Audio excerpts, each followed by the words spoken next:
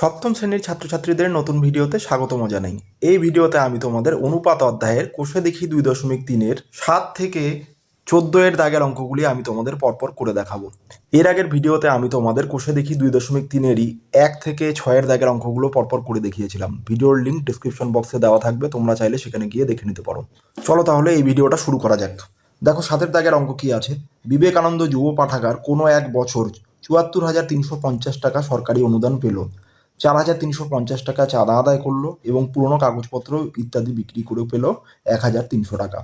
যদি সব টাকাই নতুন বই কিনতে, পুরনো বই বাঁধাতে এবং পাঠাগারের কর্মচারীদের বেতন দিতে 15:3:2 অনুপাতে খরচ করা হয়, তবে হিসাব করে দেখি কত টাকার নতুন বই কেনা হয়েছিল। আচ্ছা, কোষে দেখি 2.3-এর দেখো 7 দাগের অঙ্ক করব। তাহলে দেখো প্রথমে আমরা মোট অর্থ বের করে নেব। মোট অর্থ তাহলে কত আছে? সরকারি অনুদান কত পাচ্ছে আমাদের? 74,350 টাকা। তারপর চাঁদা পাচ্ছে কত? 4,350 টাকা। আর কি হচ্ছে? কাগজপত্র বিক্রি করে পায় কত টাকা? 1,300 টাকা। তাহলে এগুলো যোগ করে দিতে হবে আমাদের। 0 0 0 যোগ করলে 0 হয়ে যাচ্ছে। তারপরে পরের দেখো 0 5 5 5 5 যোগ করলে কত হয়ে যাচ্ছে? 10। 10-এর 0 হাতে পড়ে থাকে 1। তাহলে দেখো আমাদের কি হচ্ছে? 3 আর 1 4, 4 আর 3 7, 7 আর 3 10-এর 0 হাতে পড়ে থাকে 1। 1 আর 1 2, 4 আর 2 6, 6 আর 4 10-এর 0 হাতে থাকে 1। তাহলে দেখো কি আছে? এখানে 7 আছে, 7-এর সাথে 1 যোগ হয়ে যাবে। কত হয়ে যাচ্ছে তাহলে? 80,000 টাকা। আচ্ছা, এইবার প্রশ্নটা দেখো, 80,000 টাকা থেকে কি হচ্ছে? যদি সব টাকাই মানে 80,000 টাকাই বই কিনতে, পুরনো বই বাঁধাতে এবং পাঠাগারের কর্মচারীদের বেতন দিতে 15:3:2 অনুপাতে খরচ করা হচ্ছে, তাহলে নতুন বই কত টাকা কেনা হয়েছিল সেটা বের করতে হবে। তাহলে এইবার দেখো আমরা কি করব। নতুন বই কেনার খরচ অনুপাত পুরনো বই বাঁধানোর খরচ অনুপাত চিহ্ন, আর কি আছে? পাঠাগারের কর্মচারীদের বেতনের খরচ তাহলে এই তিনটার অনুপাত কত দেওয়া আছে?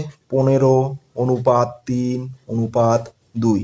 তাহলে কি হবে? আমাদের অনুপাতগুলোর সমষ্টি বের করে নিতে হবে। সুতরাং অনুপাতগুলোর সমষ্টি, তাহলে সমষ্টি মানে যোগফল বের করতে হবে। তাহলে 15 যোগ 3 যোগ 2, তাহলে 15 3 18, 18 আর 2 যোগ করলে হয়ে যায় 20। তাহলে দেখো এবারে আমাদের আনুপাতিক ভাগাহার বের করতে হবে, কিন্তু যেহেতু আমাদের উত্তরে শুধুমাত্র কত টাকা নতুন বই কেনা হয়েছে এটা বের করতে বলেছে, তাই আমাদের নতুন বই কেনার খরচের আনুপাতিক ভাগাহারটা শুধুমাত্র বের করব, তাহলেই হয়ে যাবে। তাহলে কি লিখব? নতুন বই কেনার খরচের আনুপাতিক ভাগহার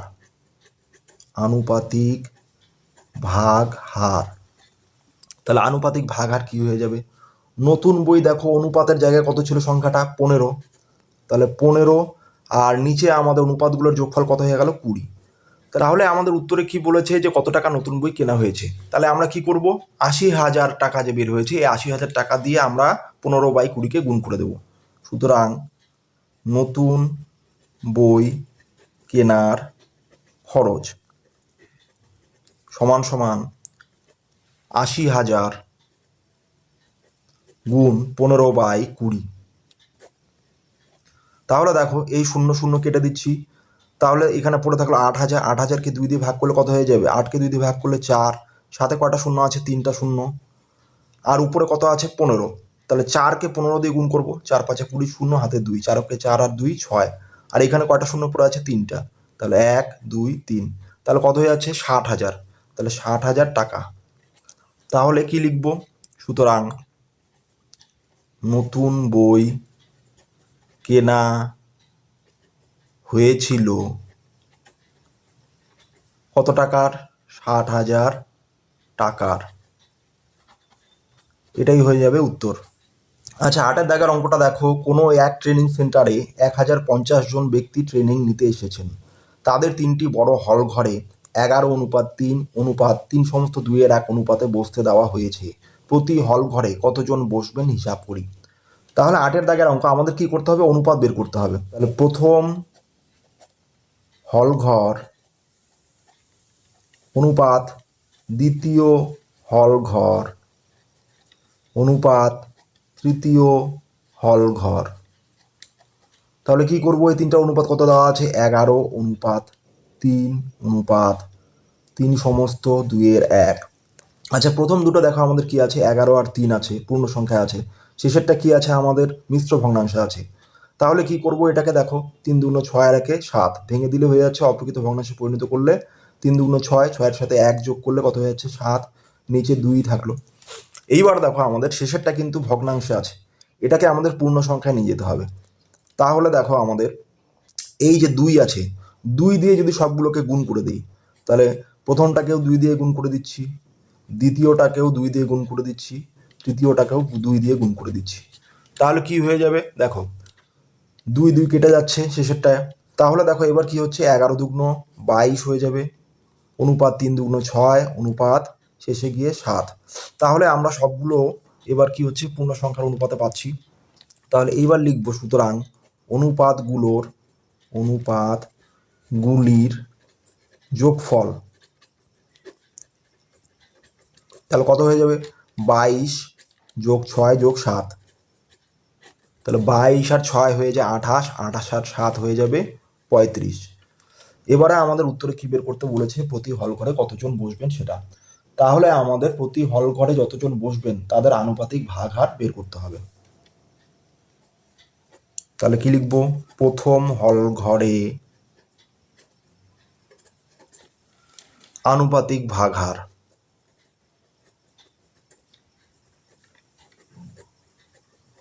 তাহলে আনুপাতিক ভাগহার কি লিখব, দেখো অনুপাতটা আমাদের কি আছে, প্রথম হল ঘরের সংখ্যাটা কি আছে 22, আর এখানে কত হয়েছে, অনুপাতের যোগফল 35, তাহলে নিচে লিখে দিলাম 35।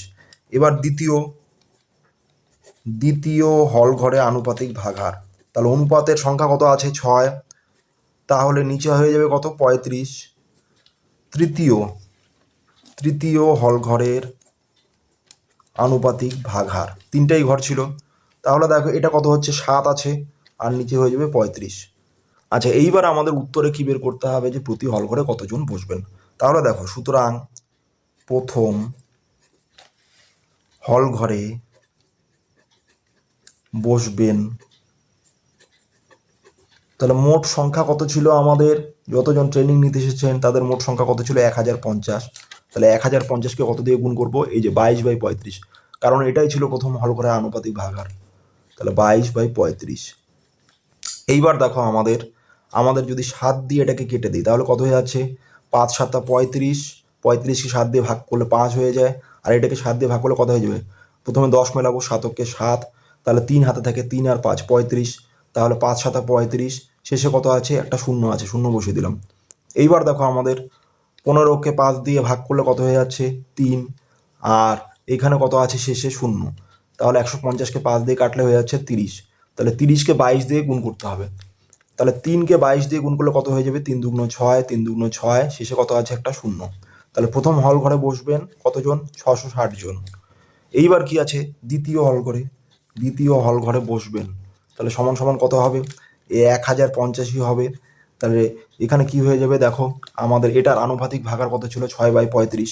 তাহলে উপরে 6, নিচে 35। এইবার দেখো আমাদের আগেরটার মতোই 35 দিয়ে যদি 1050কে কেটে দিই, তাহলে কত হয়ে যাবে, আমাদের এখানে 30 হয়ে যাবে। তাহলে 30 হয়ে যাবে। আর এইবার 30কে 6 দিয়ে গুণ করব, তাহলে কত হয়ে যাবে, 3 6 18, 180, এই যে সাথে একটা শূন্য ছিল, 180 জন। এইবার দেখো আমাদের তৃতীয় হল ঘরে বসবেন। তাহলে তৃতীয় হল ঘরে বসবেন কীভাবে বের করব, 1050কে আমরা দেখো তৃতীয় হল ঘরে আনুপাতিক ভাগার কত ছিল, 7/35, এটা দিয়ে গুণ করে দেবো। তাহলে 7/35, তাহলে 1050কে 35 দিয়ে ভাগ করলে কত হয়ে যাচ্ছে, আমাদের 30 হয়ে যাবে আগেরটার মতো। তাহলে 30কে 7 দিয়ে গুণ করব, 3 7 কত হয়ে যায় 21, আর সাথে কি আছে, একটা শূন্য আছে, তাহলে 210 জন। তাহলে উত্তরে কি লিখব? সুতরাং প্রথম, দ্বিতীয় ও তৃতীয় হল ঘরে বসবেন যথাক্রমে 660 জন, তারপরে কত 180 জন, এবং শেষে কত বের হলো 210 জন, 210 জন। তাহলে এটাই হয়ে যাবে উত্তর। 9 দাগের অঙ্কটা দেখো কি আছে, 12,100 টাকা মধু, মানস, কুন্তল ও ইন্দ্রর মধ্যে 2:3:4:2 অনুপাতে ভাগ করে দিলে কে কত টাকা পাবে হিসাব করে দেখি। তাহলে 9 দাগের অঙ্ক দেখো আমাদের, প্রথমে কি লিখে নেব? মধু অনুপাত মানস অনুপাত কুন্তল অনুপাত ইন্দ্র। তাহলে এদের অনুপাত কত দেওয়া আছে? 2:3:4:2। তাহলে এদের আনুপাতিক ভাগহার আমাদের বের করতে হবে প্রথমে। তাহলে কি লিখব? অনুপাতগুলোর যোগফল, অনুপাতগুলোর যোগফল। তাহলে কি করব? 2:3:4:2 যোগ করে দেব, 2:3:4:2 যোগ করলে কত হয়ে যাবে? 3:2 5, 5:4 9, 9:2 11। এবার আমরা কি করব? মধু, মানস, কুন্তল আর ইন্দ্রের আনুপাতিক ভাগহার বের করব। তাহলে মধুর আনুপাতিক ভাগহার, তাহলে কত হয়ে যাবে? মধুর দেখো অনুপাতের সংখ্যাটা কি ছিল? 2 ছিল, তাহলে 2 আর নিচে কত হয়ে যাবে? এই মোট সংখ্যা 11। এরপরে দেখো কি আছে? মানস, মানসের আনুপাতিক ভাগহার কি হয়ে যাবে? এরপরে সংখ্যাটা কি আছে? 3, মানসের ক্ষেত্রে সংখ্যাটা ছিল 3 আর নিচে কত হয়ে যাবে? 11। কুন্তলের, কুন্তলের আনুপাতিক ভাগহার, কুন্তলের ক্ষেত্রে সংখ্যাটা কত ছিল? 4 ছিল, তাহলে 4 নিচে হয়ে যাবে 11। এবং ইন্দ্রর, ইন্দ্রর আনুপাতিক ভাগহার, ইন্দ্রর ক্ষেত্রে সংখ্যাটা কত ছিল? 2, তাহলে 2/11 হয়ে যাবে। এবার দেখো আমাদের মোট অর্থ কত ছিল? 12,100 টাকা মোট অর্থ, মোট অর্থ সমান সমান 12,100 টাকা। বলেছে কে কত টাকা পাবে, সুতরাং মধু পাবে। তাহলে সমান সমান কি করব? এই 12,100কে মধুর আনুপাতিক ভাগহার দিয়ে গুণ করে দেবো। মধুর আনুপাতিক ভাগহার কত ছিল? 2/11। তাহলে দেখো এইখানে মধু আর ইন্দ্রর আনুপাতিক ভাগহার যেহেতু একই, তাই এইখানে আমরা মধু আর ইন্দ্র প্রত্যেকে কত টাকা পাবে এটা একসাথেই করে দিচ্ছি। কি লিখছি? মধু এবং ইন্দ্র প্রত্যেকে পাবে 12,100কে কত দিয়ে তাহলে গুণ করে দেবো? 2/11 দিয়ে, মধু আর ইন্দ্রের আনুপাতিক ভাগহার যেটা ছিল। তাহলে 11 দিয়ে 121কে ভাগ করে দিলে কত হয়ে যাবে? 11কে 11, হাতে 1 থাকে 1, 11, 11কে 11। তাহলে দেখো আমাদের এখানে কি হচ্ছে? সাথে দুটো শূন্য আছে, তাহলে 1100 হয়ে গেল। 1100কে 2 দিয়ে গুণ করবো, 2 0 0 2 0 0, 2 অক্ষে 2, 2 অক্ষে 2। তাহলে মধু আর ইন্দ্র প্রত্যেকে কত টাকা করে পাচ্ছে? 2200 টাকা। এইবার বাকি থাকলো কে কে? দেখো বাকি থাকলো মানস আর কুন্তল। তাহলে কি লিখবো এবার? মানস পাবে, মানস পাবে সমান সমান 12,100কে কত দিয়ে গুণ করব? মানসের আনুপাতিক ভাগহার কত ছিল? 3/11, তাহলে 3/11 দিয়ে গুণ করে দেবো। তাহলে 3/11, 121কে 11 দিয়ে ভাগ করলে কত হয়ে যাবে? 11, তাহলে 1100 হয়ে যাবে। 3কে 11 দিয়ে গুণ করব, তাহলে কত হয়ে যাবে? 3 অক্ষে 3, 3 অক্ষে 3, সাথে কত আছে? দুটো শূন্য, তাহলে 3300 টাকা। আর কি আছে? এবং কুন্তল পাবে, এবং কুন্তল পাবে। দেখো কুন্তল কত টাকা পাবে? কুন্তলের আনুপাতিক ভাগহার কত? 4/11। তাহলে কি করব? এই 12,100কে 4/11 দিয়ে গুণ করে দেব। তাহলে 12,100কে 11 দিয়ে ভাগ করে দিলে কি হয়ে যাবে? 1100 হয়ে যাচ্ছে আমাদের আগেরটার মতোই। তাহলে 1100কে আমরা 4 দিয়ে গুণ করে দেব, তাহলে 4 অক্ষে 4, 4 অক্ষে 4, সাথে দুটো শূন্য, 4,400 টাকা। তাহলে এবার উত্তর লিখে দেব। সুতরাং মধু, মানস, কুন্তল ও ইন্দ্র প্রত্যেকে অর্থ পাবে যথাক্রমে তাহলে 2200 টাকা। তারপরে মানুষ কত টাকা পাচ্ছে? 3300 টাকা। কুন্তল কত পাচ্ছে? 4400 টাকা। এবং ইন্দ্র কত পাচ্ছে? ইন্দ্র পাচ্ছে কত? 2200 টাকা। এবং 2200 টাকা। এটাই উত্তর। 10-এর দাগের অঙ্কটা দেখো। এবিসি ত্রিভুজের 3টি কোণের সমষ্টি 180 ডিগ্রি। কোণ বিএসি, কোণ এবিসি ও কোণ এসিবি এর অনুপাত 3:5:10। যদি কোণ বিএসি এর মান 10 ডিগ্রি কম এবং কোণ এবিসি এর মান 10 ডিগ্রি বেশি হয়, তবে কোণ তিনটির অনুপাত কত হবে হিসাব করি। তাহলে 10-এর দাগের অঙ্ক দেখো। এবিসি ত্রিভুজের কোণ তিনটির সমষ্টি তাহলে কত ডিগ্রি আছে? 180 ডিগ্রি। এবারটা দেখো আমাদের কোণ বিএসি অনুপাত কোণ এবিসি অনুপাত কোণ এসিবি, এদের অনুপাত কত দেওয়া আছে? 3:5:10। তাহলে কি করব? অনুপাতগুলোর যোগফল বের করব। সুতরাং অনুপাতগুলোর যোগফল, তাহলে যোগফল কি হয়ে যাবে? সবগুলো যোগ করে দেবো। 3 + 5 + 10, তাহলে কত হয়ে যাবে? 5 আর 3 8, তাহলে 10 আর 8 কত হয়ে যাবে? 18। এইবার আমাদের কি করব? এই কোণগুলোর আনুপাতিক ভাগার বের করব। কোণ বিএসি এর আনুপাতিক ভাগ হার, তাহলে আনুপাতিক ভাগার কত হয়ে যাবে? কোণ বিএসি এর অনুপাতের ক্ষেত্রে সংখ্যাটা কত ছিল? 3, আর মোট সংখ্যা কত? 18, তাহলে 3/18 হয়ে গেল। এবার কি আছে? কোণ এবিসি আছে, তাহলে কোণ এবিসি এর আনুপাতিক ভাগ হার সংখ্যা কত ছিল? এটা 5, আর নিচে কত হয়ে যাবে? 18। এবং শেষে কত আছে? কোণ এসিবি, এসিবি এর আনুপাতিক ভাগ হার, তাহলে এসিবি এর সংখ্যা কত ছিল আমাদের অনুপাতের ক্ষেত্রে? 10, আর মোট সংখ্যা কত? 18, তাহলে 10/18। তাহলে সুতরাং কোণ বিএসি, তাহলে মোট কোণ কত ডিগ্রি ছিল আমাদের? মোট কোণ ছিল 180 ডিগ্রি। তাহলে 180 ডিগ্রিকে আমরা কত দিয়ে গুণ করব কোণ বিএসি বের করতে গেলে? বিএসি এর আনুপাতিক ভাগার দিয়ে, তাহলে 3/18। এইবার দেখো 180কে 18 দিয়ে ভাগ করলে কত হয়ে যাবে? 18কে 18, সাথে একটা শূন্য আছে, তাহলে 3×10=30 ডিগ্রি হয়ে যাবে। এবার কি আছে? কোণ এবিসি, এবিসি একইভাবে কি করব? মোট কোণ 180 ডিগ্রি, আর এবিসি এর আনুপাতিক ভাগার কত?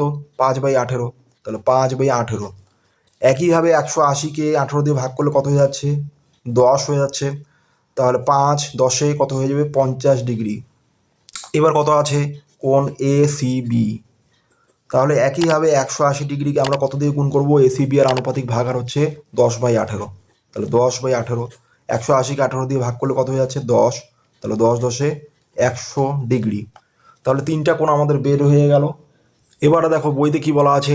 যদি কোণ বিএসি এর মান 10 ডিগ্রি কম হয় এবং কোণ এবিসি এর মান 10 ডিগ্রি বেশি হয়, তবে কোণ তিনটির অনুপাত কত হবে? তাহলে বিএসি এর মান কি হচ্ছে? 10 ডিগ্রি কমে যাচ্ছে, আর এবিসি এর মান 10 ডিগ্রি বেড়ে যাচ্ছে, কিন্তু কোণ এসিবি এর মান কিন্তু একই থাকছে। তাহলে কোণ তিনটির অনুপাত কত হবে সেটা আমাদের বের করতে হবে। তাহলে কি লিখব? কোণ বিএসি এর মান 10 ডিগ্রি কম হলে কোনটি হবে? তাহলে 10 ডিগ্রি কম হলে কি হয়ে যাবে? বিয়োগ হয়ে যাবে। আগে কত ছিল? আগে দেখো কত ছিল আমাদের? 30 ডিগ্রি, তাহলে 30 থেকে 10 কমে যাবে, তাহলে 30 - 10, তাহলে কত হয়ে যাবে? 20 ডিগ্রি। এবং কোণ এবিসি এর মান কি বলেছে? 10 ডিগ্রি বেশি হবে। কোণ এবিসি এর মান 10 ডিগ্রি বেশি হলে কোনটি হবে? তাহলে 10 ডিগ্রি বেশি, আগে কত ছিল? 50 ডিগ্রি, তাহলে এর সাথে 10 যোগ হয়ে যাবে, তাহলে 50 + 10, তাহলে কত হয়ে যাবে? এটা 60 ডিগ্রি। এইবার দেখো আর আমাদের বাকি কোণ এসিবি কি হচ্ছে? 100 ডিগ্রি থাকবে। তাহলে এবারে কোণগুলোর অনুপাত কি হবে? সুতরাং এখন কোণগুলির অনুপাত হবে, তাহলে প্রথমে কি আছে কোণ বিএসি, তাহলে কোণ বিএসি এর মান কত পাচ্ছি এবার 20 ডিগ্রি পাচ্ছি। তারপরে কি আছে কোণ এবিসি, এটার মান কত হয়ে যাচ্ছে 60 ডিগ্রি। আর কোণ এসিবি যা ছিল তাই 100 ডিগ্রি। এবার দেখো আমাদের এই যে শূন্যগুলো শেষে আছে এগুলো কেটে দিতে পারি। আর পড়ে থাকলো কত 2:6 তাহলে শেষে পড়ে থাকলো 10। এবার সবগুলোকে যদি 2 দিয়ে ভাগ করা যায় তাহলে কি হয়ে যাবে, 2 অক্ষে 2 হয়ে যাবে, 6কে 2 দিয়ে ভাগ করলে 3 দুগুণ 6, আর 10কে 2 দিয়ে ভাগ করলে 5 দুগুণ 10। তাহলে শেষে আমাদের কত হয়ে যাচ্ছে 1:3:5। এটাই উত্তর। 11 দাগের অঙ্কটা দেখো, 9,000 টাকা 3 বন্ধুর মধ্যে এমনভাবে ভাগ করে দিই যেন প্রথম বন্ধু যা পায় দ্বিতীয় বন্ধু তার দ্বিগুণ পায়, এবং তৃতীয় বন্ধু প্রথম 2 বন্ধুর প্রাপ্য মোট টাকার অর্ধেক পায়। কে কত টাকা পায় হিসাব করি। তাহলে দেখো এখানে আমাদের মোট অর্থ কত ছিল, মোট অর্থ সমান সমান 9,000 টাকা। তাহলে কি বলেছে, প্রথম বন্ধু যা পায় দ্বিতীয় বন্ধু তার দ্বিগুণ পায়। তাহলে ধরে নিচ্ছি, ধরি প্রথম বন্ধু পায় কত টাকা, 1 টাকা। ধরে নিচ্ছি প্রথম বন্ধু পায় 1 টাকা। তাহলে দ্বিতীয় বন্ধু কত পায়, তার দ্বিগুণ পায়, সুতরাং দ্বিতীয় বন্ধু পায়, তাহলে এর দ্বিগুণ হলে কি হয়ে যাবে, 2 দিয়ে গুণ হয়ে যাবে, তাহলে দ্বিতীয় বন্ধু পাবে 2 টাকা। এবার তৃতীয় বন্ধু কত পায়, তৃতীয় বন্ধু প্রথম 2 বন্ধুর প্রাপ্য মোট টাকার, তাহলে কি হচ্ছে তৃতীয় বন্ধু পায়, তাহলে কি বলেছে তৃতীয় বন্ধু পায় প্রথম 2 বন্ধুর প্রাপ্য মোট টাকার অর্ধেক। তাহলে প্রথম বন্ধুর প্রাপ্য টাকা কত 1, দ্বিতীয় বন্ধুর প্রাপ্য টাকা কত 2 টাকা, তাহলে এদের মোট টাকার, তাহলে এই 2 আর 1 যোগ করলে মোট হয়ে গেল, তাহলে তার অর্ধেক টাকা পায়। তাহলে এটাকে যদি 2 দিয়ে ভাগ করি তাহলে কি হয়ে যাবে অর্ধেক, তাহলে কত পাবে 2 আর 1 3, 3/2 টাকা পাবে। এইবার আমরা কি করতে পারবো, আমরা এদের অনুপাত কিন্তু বের করতে পারবো। এবারে কি লিখবো, প্রথম বন্ধুর অর্থ অনুপাত দ্বিতীয় বন্ধুর অর্থ অনুপাত তৃতীয় বন্ধুর অর্থ। তাহলে কি হয়ে যাবে দেখো, প্রথম বন্ধুর কত 1, দ্বিতীয় বন্ধুর কত 2, তৃতীয় বন্ধুর কত 3/2। এইবার দেখো প্রথম দুটো আমাদের কি আছে পূর্ণ সংখ্যা, শেষেরটা কিন্তু ভগ্নাংশ আছে, তো আমাদের ভগ্নাংশে কিন্তু রাখা যাবে না, এটাকেও পূর্ণ সংখ্যা নিয়ে যেতে হবে।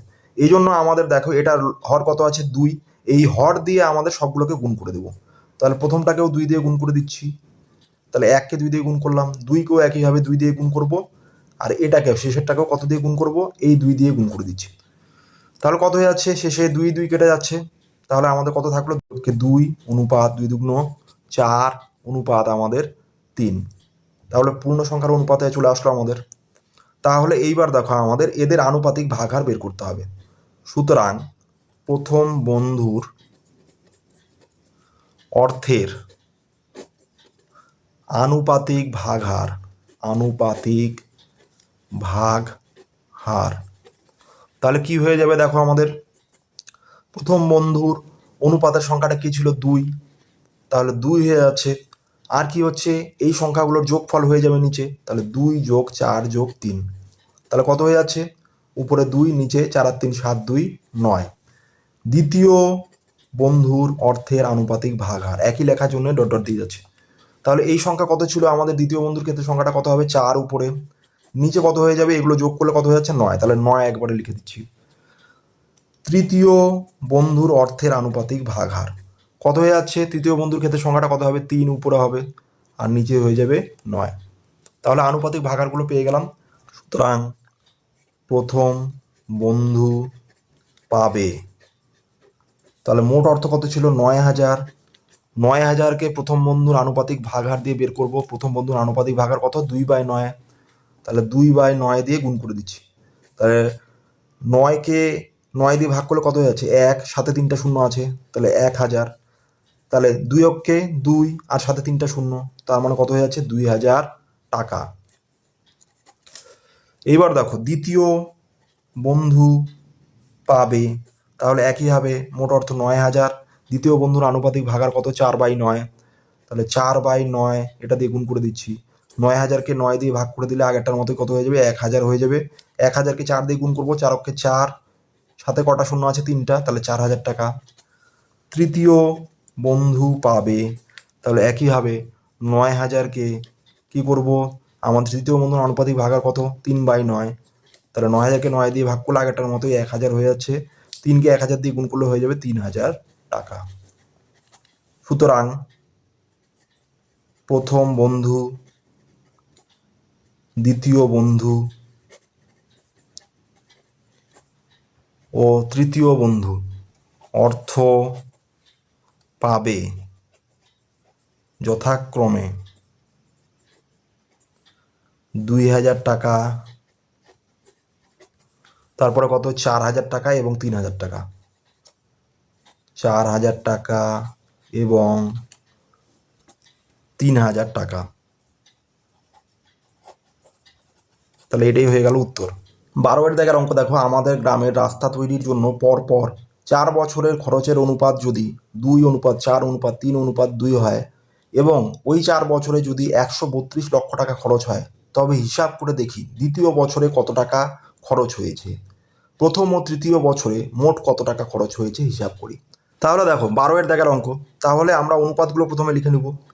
প্রথম বছরের খরচ অনুপাত দ্বিতীয় বছরের খরচ অনুপাত তৃতীয় বছরের খরচ অনুপাত চতুর্থ বছরের খরচ।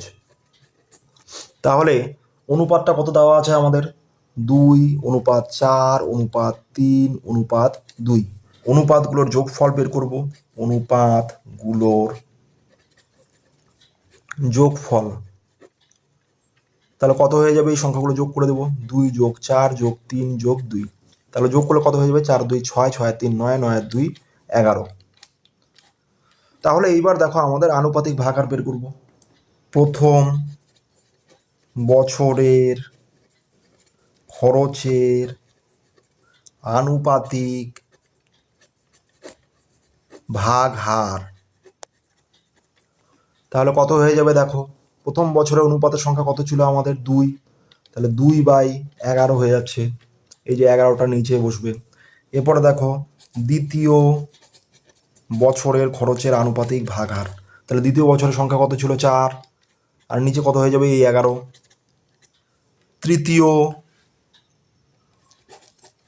বছরের খরচের আনুপাতিক ভাগ হার কত হয়ে যাবে, তৃতীয় বছরের সংখ্যা কত ছিল, 3, আর নিচে কত হয়ে যাবে, এই 11। চতুর্থ বছরের খরচের আনুপাতিক ভাগ হার, তাহলে কত হয়ে যাবে, উপরে কত আজ হবে, এই যে 2, শেষের সংখ্যাটা 2 ছিল, তাহলে 2, নিচে 11। এইবার দেখো আমাদের 4 বছরে মোট কত টাকা খরচ হয়, 132 লক্ষ টাকা। তাহলে কি লিখবো, 4 বছরে মোট খরচ হয় সমান সমান 132 লক্ষ টাকা। তাহলে কি বলেছে, প্রথম উত্তরটা কি বের করতে বলেছে, দ্বিতীয় বছরে কত টাকা খরচ হয়েছে। তাহলে প্রথমে দ্বিতীয় বছরেরটা বের করব। সুতরাং দ্বিতীয় বছরে খরচ হয়েছে, তাহলে কিভাবে বের করব দ্বিতীয় বছরে কত টাকা খরচ হয়েছে। তাহলে এই যে 132 আছে, 132কে গুণ করব কত দিয়ে, দ্বিতীয় বছরে আনুপাতিক ভাগার দিয়ে, সেটা কত, 4/11। তাহলে 4/11, 132কে 11 দিয়ে ভাগ করলে কত হয়ে যাবে, 11কে 11, হাতে 2 থাকে, 2 2 22, 11 দুগুণ 22। তাহলে দেখো 4 দুগুণ 8 হয়ে যাচ্ছে, 4কে 4, 48 লক্ষ টাকা। তাহলে এটা প্রথম উত্তরটা বের হয়ে গেল। আচ্ছা, এইবারে আমাদের বইতে কি বলা ছিল দেখো, প্রথম ও তৃতীয় বছরে মোট কত টাকা খরচ হয়েছে হিসাব করি। তাহলে মোট কত টাকা খরচ হয়েছে বের করতে হলে কি করতে হবে, প্রথম বছরে কত টাকা খরচ হয়েছে আর তৃতীয় বছরে কত টাকা খরচ হয়েছে, তারপরে সে দুটো যোগ করলেই আমাদের মোট কত টাকা খরচ হয়েছে সেটা বের হয়ে যাবে। তাহলে এই জন্য কি করব, প্রথম বছরে খরচ হয়েছে, তাহলে 132কে কত দিয়ে গুণ করব, প্রথম বছরের আনুপাতিক ভাগারটা দেখো কত আছে, 2/11 আছে। তাহলে কি করব, আমাদের এটাকে 2/11 দিয়ে গুণ করে দিব। তাহলে ভাগ করলে কত হয়ে যাবে, আগেরটার মতো 12 হয়ে যাবে। তাহলে 12 দুগুণ 24 লক্ষ টাকা। আর কি আছে, তৃতীয় বছরে খরচ হয়েছে। তাহলে 132কে তৃতীয় বছরে আনুপাতিক ভাগার দিয়ে গুণ করব। তৃতীয় বছরে আনুপাতিক ভাগার কত ছিল, 3/11। তাহলে 3/11 দিয়ে গুণ করে দিচ্ছি। তাহলে ভাগ করলে 132কে 11 দিয়ে ভাগ করলে কত হয়ে যাবে, 12 হয়ে যাবে। তাহলে 3 দুগুণ 6, 3 3, তাহলে 36 লক্ষ টাকা। তাহলে আমাদের উত্তরে কি বের করতে বলেছে, প্রথম ও তৃতীয় বছরে মোট কত টাকা খরচ হয়েছে। সুতরাং প্রথম ও তৃতীয় বছরে মোট খরচ হয়েছে। তাহলে কি করব, মোট করতে হলে কি করতে হবে, এই 24 আর 36 যোগ করে দিতে হবে। তাহলে 24 যোগ 36 যোগ করলে কি হয়ে যাবে, 6 আর 4 10, 0 হাতে 1 থাকে, 3 2 5 আর 1 6, তাহলে 60 লক্ষ টাকা। এটাই হয়ে যাবে উত্তর। 13 দেখার অঙ্ক দেখো, বিনয় বাবু তার অবসর গ্রহণের সময় এককালীন 1,96,150 টাকা পেলেন। তিনি 20,000 টাকা বিদ্যালয়ের গ্রন্থাগারে দান করলেন এবং বাকি টাকা তিনি তার স্ত্রী, পুত্র, কন্যার মধ্যে 5:4:4 অনুপাতে ভাগ করে দিলেন। হিসাব করে দেখি তিনি কাকে কত টাকা দিলেন। তাহলে মোট কত টাকা তিনি পেয়েছিলেন, 1,96,150 টাকা। তা থেকে 20,000 টাকা কোথায় দিলেন, বিদ্যালয়ের গ্রন্থাগারে। তাহলে বাকি টাকা কীভাবে বের করব, এটার থেকে এটা বিয়োগ করতে হবে, তাহলে বাকি টাকা বের হয়ে যাবে। তাহলে বাকি যে টাকাটা বের হবে বিয়োগ করার পরে, সেটা স্ত্রী, পুত্র, কন্যার মধ্যে 5:4:4 অনুপাতে ভাগ করে দিলেন। তাহলে কে কত টাকা পাবে সেটা আমাদের বের করতে হবে। তাহলে প্রথমে কি লিখব, বিনয় বাবুর মোট অর্থ। বিনয় বাবুর মোট অর্থ, তাহলে মোট অর্থ কত, 1,96,150 টাকা। তাহলে গ্রন্থাগারে 20,000 টাকা দেবার পর বাকি থাকে। তাহলে বাকি থাকে কিভাবে বের করব, বাকি বের করতে হবে কি, বিয়োগ করে। তাহলে 1,96,150 থেকে 20,000 টাকা বিয়োগ করে দেব। তাহলে বিয়োগ করলে কত হয়ে যাবে, 0 থেকে 0 বিয়োগ করলে 0, 5 থেকে 0 বিয়োগ করলে 5, 1 থেকে 0 বিয়োগ করলে 1, 6 থেকে 0 বিয়োগ করব, কত হয়ে যাবে, 6 হয়ে যাবে। 9 থেকে 2 বিয়োগ করব, 7 হয়ে যাবে। 1 পড়ে আছে শেষে, তাহলে 1,76,150 টাকা। তাহলে এটা হয়ে যাচ্ছে বাকি টাকা। তাহলে এই টাকা স্ত্রী, পুত্র, কন্যার মধ্যে 5:4:4 অনুপাতে ভাগ করে দেন। তাহলে কি লিখব, স্ত্রীর অর্থ অনুপাত পুত্রের অর্থ অনুপাত কন্যার অর্থ। তাহলে কত, 5:4:4। তাহলে এদের আনুপাতিক ভাগার বের করতে হবে। সুতরাং স্ত্রীর অর্থের কি হবে, আনুপাতিক ভাগার, আনুপাতিক ভাগ হার কি হয়ে যাবে, সমান সমান। তাহলে স্ত্রীর অনুপাতের সংখ্যাটা কত আছে, 5। তাহলে দেখো এই অনুপাতগুলো সমষ্টি নিচে করে দিতে হবে। তাহলে কত ছিল সংখ্যাগুলো, 5 4 4, তাহলে কত হয়ে যাচ্ছে, এর উপরে হয়ে গেল 5, নিচে হয়ে যাবে কত, 5 4 9, 9 4 13 হয়ে যাচ্ছে। একইভাবে কি করব, এরপরে দেখো কি আছে, পুত্র এবং কন্যার অর্থের অনুপাতগুলো একই ছিল সংখ্যাগুলো, তাহলে একসঙ্গে লিখে দিচ্ছি, পুত্র ও কন্যার প্রত্যেকের অর্থের আনুপাতিক ভাগহার।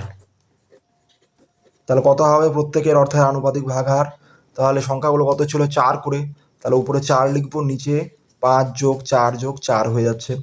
তাহলে কত হয়ে যাবে, উপরে 4, নিচে 5 4 9 4 13। সুতরাং তিনি স্ত্রীকে দিলেন, তাহলে প্রথমে স্ত্রীরটা বের করে নিতে হবে। তাহলে মোট কত টাকা ছিল আমাদের, মোট কত টাকা বের হয়েছে আমাদের, 1,76,150 টাকা। তাহলে 1,76,150, এটাকে স্ত্রীর অর্থের আনুপাতিক ভাগার দিয়ে গুণ করতে হবে। কত সেটা, 5/13। তাহলে 5/13 দিয়ে গুণ করে দিচ্ছি। এবার 13 দিয়ে 1,76,150কে ভাগ করে দেবো। তাহলে দেখো 17 মেলাতে হবে, 13কে 13, 4 হাতে থাকে, 4 আর 6, 3 13 39, 46 থেকে 39 বিয়োগ করলে কত হয়ে যাবে? 7। 7 আর 1, তাহলে দেখো এখানে কত হয়ে যাচ্ছে? 71 হয়ে যাচ্ছে। 71কে 13 দিয়ে ভাগ করলে এখানে 5 যাবে, 5 13 65।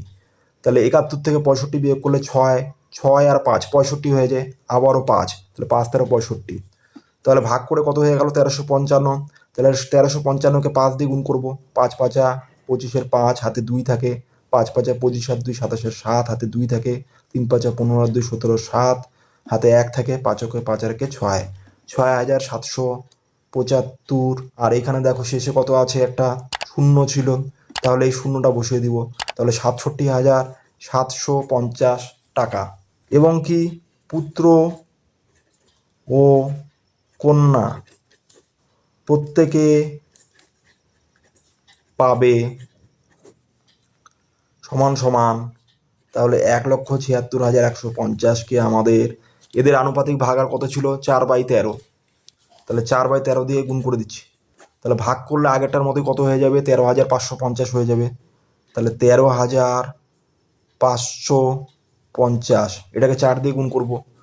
তাহলে গুণ করলে কত হয়ে যাচ্ছে? 4 0 0, 4 5 20, 0, হাতে থাকে 2, 4 5 20 আর 2 22-এর 2, হাতে থাকে 2, 3 4 12, 2 14, 4, হাতে থাকে 1, 4 4 5। তাহলে 54,200 টাকা করে। তাহলে পুত্র এবং কন্যা প্রত্যেকে কত টাকা করে পাচ্ছে? 54,200 টাকা করে। সুতরাং তিনি স্ত্রী, পুত্র এবং কন্যাকে দেন যথাক্রমে,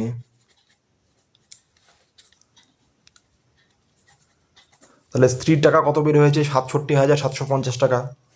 67,750 টাকা, কমা পুত্র এবং কন্যাকে কত টাকা করে দেন? 54,200 টাকা।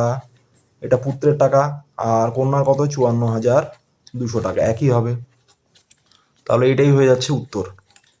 14 দাগের অঙ্কটা দেখো। আমিনুর চাচা তার 35 কাঠা জমিতে 4:3 অনুপাতে বেগুন ও পটল চাষ করেছেন। প্রতি কাঠায় বেগুন থেকে 150 টাকা ও প্রতি কাঠায় পটল থেকে 125 টাকা লাভ করলেন। আমিনুর চাচার মোট জমি থেকে বেগুন ও পটল চাষ করে লাভের পরিমাণের অনুপাত হিসাব করি। তাহলে আমাদের দেখো প্রথমে আমাদের বের করতে হবে বেগুন কত কাঠা জমিতে চাষ করেন ও পটল কত কাঠা জমিতে চাষ করেন, সেটা আগে বের করে নেব। কি আছে? মোট জমি সমান সমান 35 কাঠা।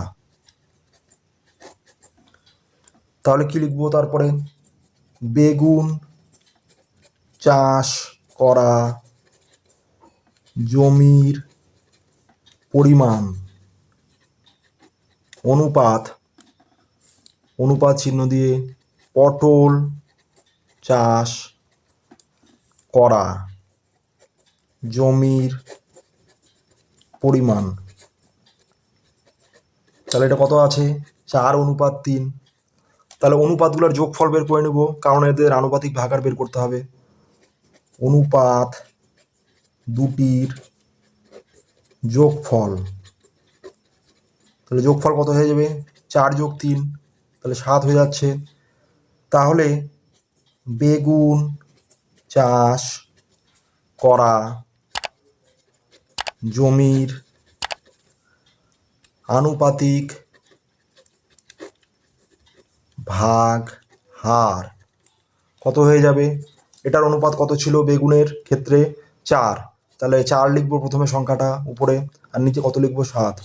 আর কি হচ্ছে? এবং পটল চাষ করা জমির আনুপাতিক ভাগ হার কত হয়ে যাবে? পটলের ক্ষেত্রে অনুপাতের সংখ্যা কত ছিল? 3, তাহলে উপরে 3 হয়ে যাচ্ছে, নিচে কত হয়ে যাবে? 7। তাহলে আনুপাতিক ভাগ হার পেয়ে গেলাম। এইবার আমরা কত পরিমাণ জমিতে বেগুন আর পটল চাষ করেছেন সেটা বের করতে পারবো। সুতরাং বেগুন চাষ করেছেন, তাহলে দেখো মোট জমি কত ছিল আমাদের? 35 কাঠা। তাহলে 35কে বেগুনের আনুপাতিক ভাগ হার কত ছিল? 4/7। তাহলে 35কে 7 দিয়ে ভাগ করলে কত হয়ে যাবে? 5, 4 5 20 বিঘা। আর কি আছে? 20 বিঘা জমিতে এবং পটল চাষ করেছেন। কত বিঘা জমিতে বের করব? মোট জমি 35 বিঘা, আর আনুপাতিক ভাগ হার কত আছে? 3/7। তাহলে এটা দিয়ে গুণ করে দিচ্ছি। তাহলে 7 দিয়ে 35কে ভাগ করলে কত হয়ে যাবে 5, 3 5 15 বিঘা। আচ্ছা দেখো, তাহলে পটল চাষ করেছেন কত বিঘা জমিতে? 15 বিঘা জমিতে। এরপরে দেখো আমাদের কি বলেছে, প্রতি কাঠায় বেগুন থেকে 150 টাকা ও প্রতি কাঠায় পটল থেকে 125 টাকা লাভ করলেন। আমিনুর চাচার মোট জমি থেকে বেগুন ও পটল চাষ করে লাভের পরিমাণের অনুপাত হিসাব করি। আচ্ছা, বেগুন চাষ করেছেন কত? এত কাঠা জমিতে। আর পটল চাষ করেছেন 15 কাঠা জমিতে। 20 কাঠা জমিতে বেগুন থেকে লাভ করেন। তাহলে এক কাঠায় কত লাভ করেন আমাদের? 150 টাকা। তাহলে 20 কাঠায় লাভ করবেন কত? 150 দিয়ে গুণ করে দিতে হবে। তাহলে 15কে 2 দিয়ে গুণ করলে হয়ে যাবে 30। আর এখানে একটা শূন্য, এখানে একটা শূন্য, তাহলে কত হয়েছে? 3000 টাকা। আর কি আছে পটলের ক্ষেত্রে? পটল কত আছে? 15 কাঠা জমিতে চাষ করেন। তাহলে দেখো, 15 কাঠা জমিতে পটল থেকে লাভ করেন। তাহলে প্রতি কাঠা লাভ করেন কত পটল থেকে? 125 টাকা। তাহলে 15কে 125 দিয়ে গুণ করব। তাহলে গুণ করে দিচ্ছি। তাহলে দেখা 125কে 15 দিয়ে গুণ করলে কত হয়ে যাবে? 5 5 25, 5 হাতে 2, 5 10 2, 12 2 হাতে 1, 5 5 আর 1 6। এখানে দেখো 125কে 1 দিয়ে গুণ করলে কত হয়ে যাবে? 125 যোগ করলে 5 5 আর 2 7, 6 আর 2 8, 1875 টাকা। তাহলে 1875 টাকা। তাহলে কি বলেছে শেষে? বেগুন ও পটল চাষ করে লাভের পরিমাণের অনুপাত। সুতরাং লাভের পরিমাণের অনুপাত। তাহলে কত হয়ে যাবে? প্রথমে 3000 টাকা ছিল, আর পটলের ক্ষেত্রে কত? 1875 টাকা। তাহলে দেখো এবার আমরা 5 দিয়ে কেটে দেবো। তাহলে 5 দিয়ে কাটলে কত হয়ে যাবে? 5 6 30, আর দুটো শূন্য পড়ে থাকে। 1875কে 5 দিয়ে কাটলে কত হয়ে যাবে? 3 5 15, 3 থাকে হাতে, 3 আর 7 37, 5 7 35, 2 হাতে থাকে 2 আর 5 25, 5 5 25। আচ্ছা দেখো, এবারে অনুপাত কত আসলো? 600 অনুপাত 375। আবারও কি হচ্ছে, আমরা 5 দিয়ে কেটে দেবো। তাহলে কত হয়ে যাবে? 600কে 5 দিয়ে ভাগ করলে 5 4 5, এখানে 1 পড়ে থাকলো হাতে, 1 আর 0 10, 5 2 10, শেষে কত আছে? একটা শূন্য, তাহলে 120। অনুপাত চিহ্ন দিয়ে এখানে কত হয়ে আছে আমাদের? 375কে 5 দিয়ে কাটলে দেখো 5 7 35, হাতে 2 থাকে, 2 আর 5 25, 5 5 25। তাহলে আমাদের কত হয়ে যাচ্ছে? আমাদের দেখো 120 অনুপাত 75। আবারও 5 দিয়ে কাটা যাবে এ দুটোকে। তাহলে কত হয়ে যাবে? 5 দিয়ে কাটলে 5 2 10, 2 হাতে থাকে, 2 0 20, 4 5 20। আর এটাকে 5 দিয়ে ভাগ করলে কত হয়ে যাবে? 5 হচ্ছে 5, 2 হাতে থাকে, 2 আর 5 25, 5 5 25। তাহলে 24 অনুপাত 15। এরপরে দেখো আমাদের 3 দিয়ে কাটাকুটি করা যায়। তাহলে 3 দিয়ে ভাগ করলে কত হয়ে যাবে? 3 8 24। এখানে দেখো কত হয়েছে? 3 5 15। তাহলে উত্তর হয়ে আমাদের কত হয়ে যাচ্ছে? 8 অনুপাত 5। তাহলে ছাত্রছাত্রীরা, এই ভিডিওতে যে আমি তোমাদের অনুপাত অধ্যায়ের কোষে দেখি 2.3-এর 7 থেকে 14 এর দাগের অঙ্কগুলি পরপর করে দেখালাম। আশা করি সেই অঙ্কগুলো তোমরা সহজেই বুঝতে পেরেছো। এই ভিডিওটা তাহলে এই পর্যন্তই। দেখা হচ্ছে পরের ভিডিওতে। সবাই ভালো থেকো, সুস্থ থেকো, টাটা।